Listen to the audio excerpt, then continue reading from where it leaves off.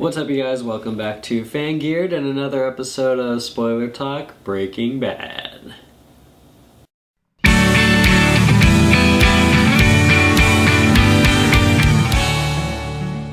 What's up, you guys? I'm Josh. And I'm Tommy. And we just watched another episode of Breaking Bad, for better or worse. Second to last episode, the penultimate episode, if you would. I would. Tommy would. It was pretty good. It was pretty good. I would say it was solid. Yeah. So let's get into what actually happens. Okay. So we start off the video, well, it's an entire episode. And Walt has been taken into his new life by the red van. And we find out Saul is also going to take that route.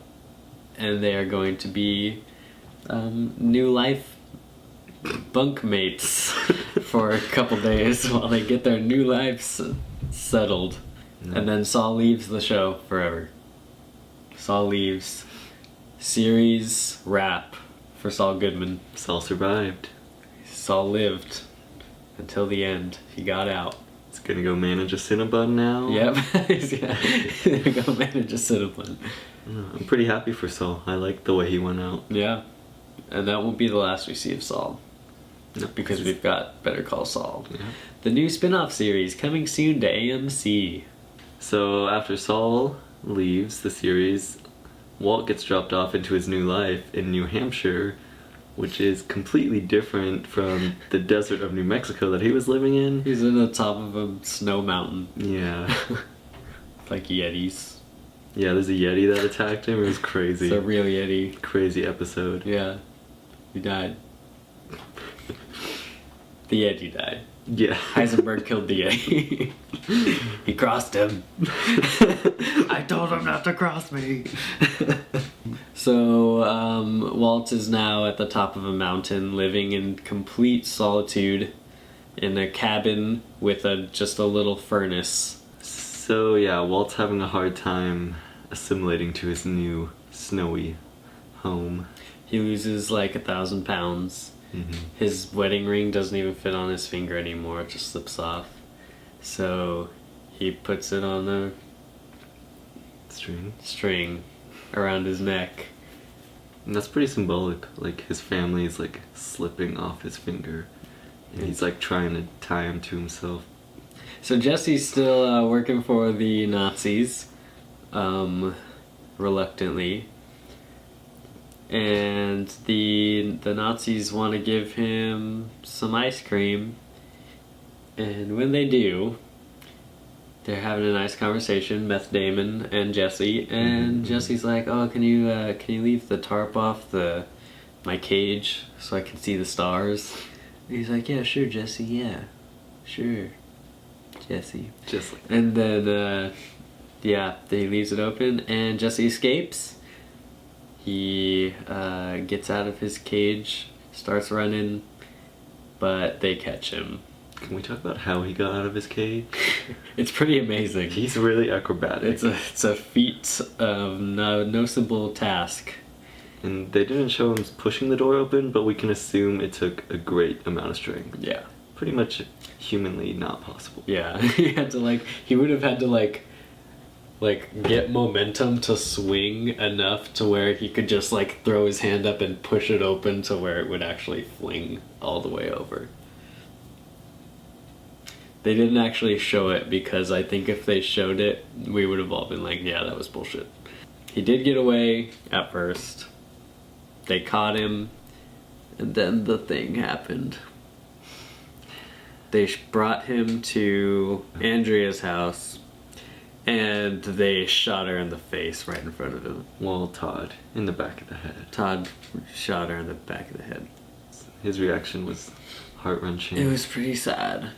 Alright, so this is one of the main things I wanted to talk about. Wait, are we not going to talk about Andrea's death? Andrea died. Well, can we say something in her honor? What else? We just said she died. Okay. I thought Andrea's death was pretty sad personally, but if there's two things that we can take away from her character is that getting involved in drugs and bad things will always ruin your life and you can never get away from it. And 2, stop trusting strangers at your door. That's like the 3rd time. Yeah, she's pretty dumb. Well, she's not dumb. She's just too ignorant. Dumb.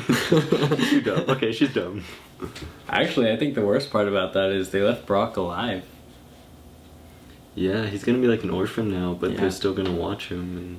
Until next episode when Jesse adopts him. Well, we'll get to that later. Like next week, subscribe! So, Jesse watched Andrea die. And yeah, this is what I want to talk about for this week. At this point in the series, I wanted Jesse to have like more of an active role in the story. Right now he's just being like held down by the Nazis and he's doing their bidding basically and making them 96% meth, and he's not doing anything but just like watching all his friends die and be locked up in a cage. I feel like he is at this point, now that Hank is out of the way, he has to be the hero, kind of. He's the only one, I think, who still has us on his side. I think in the end he could still very well be the hero in the final episode. There's only one left. He's still like, right when things started to look up this episode, he was cut down even lower. But we did see him escape. Yeah. That just means they're never gonna let him have the tarp off again. He lost that privilege. Well, also in this episode we saw Meth Damon and Lydia's romance starting to blossom. Yeah, the romance. Meth Damon's in love with Lydia. So he's obviously distracted. Mm-hmm. Because he's a man and Lydia is a woman. And that's gonna be the downfall. The downfall of every man is a woman. I told you when he drank from that lipstick, they were gonna be bonded. Yeah. I said that last last episode. So the man who is relocating everyone, the owner of the vacuum store, he told Walt that if he ever leaves the perimeter of his new location, he will get caught. And Walt keeps it up for a month. I think it was a few months. He keeps it up for at least a month. It was more than 1 month. All right, so a little more than At least we don't know. It was at least 2 months. Okay, We'll we'll just go 2 months. Okay. Let's say he keeps it up for 2 months. He starts to get really lonely. It shows a lot. He pays the guy, what was it, $10,000 just for him to stay for 2 more hours because he's completely alone. He hasn't talked to anyone. He has no communication at all, and it's kind of sad. It's actually pretty sad. He eventually breaks the rule. He wants to send Skylar and Walt Jr. and the baby, what is it, $100,000? $100,000 in an insure box. And he has the bartender call Walt Jr.'s school, acting as Aunt Marie, so that he will come to the phone and they won't know it's him. And then he talks to Walt Jr., he tells him that he wants him to have the money, he's going to send it to his friend's house, but it was for them. And Walt Jr., in his third biggest freak out, tells him he wishes he was dead. He wishes he would just go die. Yep. And Walt is just like, well, life's over. He goes and he has a drink. He calls the DEA. He leaves he tells them it's Walter White, and then he just leaves the phone hanging. And they eventually show up, but when they do show up, he's not there. Yeah. We can assume he's already on his way back to New Mexico, where Yeah. we saw him in the flash forwards. Yeah. But that's the flash forwards were a year after this episode, before this episode. Right, but we don't know how many months he was away. That's true. Looks like it's gonna take him a while to get back there. Yeah, it could take him that long. So, and then I think just one little kind of minor thing that we should talk about is while he's in the bar, he sees on some talk show the CEOs of Grey Matter, which are of course his former colleagues, and they've set up like a scholarship, like $28,000 scholarship, and people are saying that they're doing it for publicity reasons, because they might be getting bad PR because of Walter White, who everyone knows used to be in business with him. And what they say, and this, once again, every time I feel like, alright, maybe I'm not Walter White anymore, something happens which just really makes me want Walt to win, and this is one of those moments. They tell this talk show host that Walter White's only involvement in the company was that he named it, and that's it. Which is not true. Mm-hmm. And I was like, oh my god, show them. Go and kill them, please. We saw in like season 1 or 2 when he was at their party that Elliot or whatever, he was like saying how Walt pretty much invented the whole company. Yeah. These are the people on my hit list for Walter White. Marie, and those two. What about all the Nazis? Yeah, well, those can come next. We know that's who he's going after. Yeah, he's definitely going after the Nazis. So this was the first time I've actually felt bad for Walter since like the beginning of season 3. Just like watching him be so lonely, and then him finally trying to reach out to his family, and Flynn just completely denies him.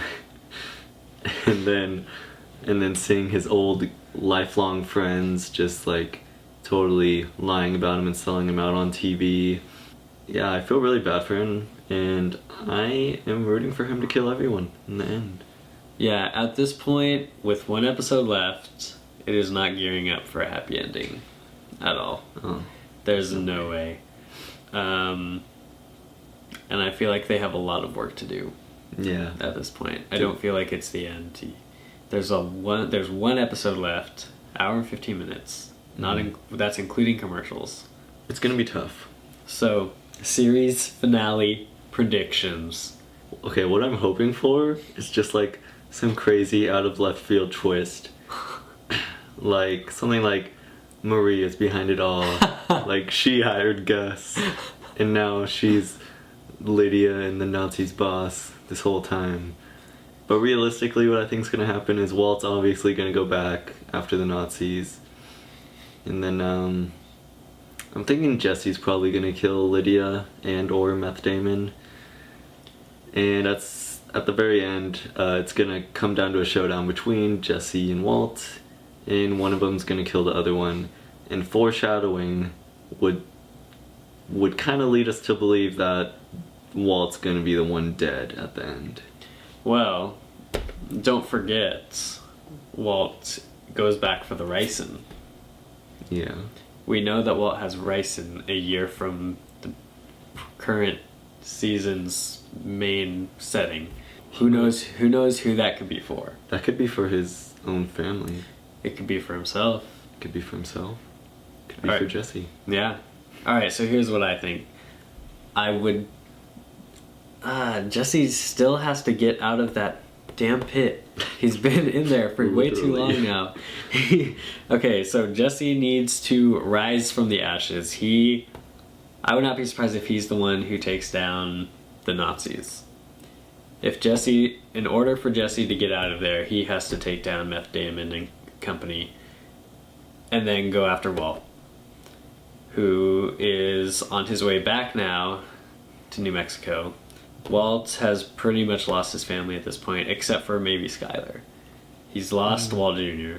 Skyler still believes that he basically got them out of it. I think Skyler's completely gone. In this episode, we saw her, like a really big parallel between her and Jesse with the whole like staring off into space, and just we kind of hear like that high pitched screech in the back. Yeah. So I think Walter White, oh man, it's hard to even say right now. We don't even really have much to go on for anything. At this point, it's all speculation. Who the Rysons for, Lydia and Meth Damon's relationship, who cares? What's going on there? Jesse's still in a hole. There's one episode left and Jesse's been in a hole for 2 episodes. I don't even want to say. I have no idea. And that's what makes the show so great. And we'll see you next week for the series finale of Breaking Bad. We want to hear from you guys. What did you think of this week's episode? Leave it in the comments. Also, don't forget to like this video. Also, subscribe if you want to see our next video. Next week, we'll be talking about Breaking Bad, the series finale, and all the other videos that we post throughout the week. I am Josh. And I'm Tommy. And we'll see you next time.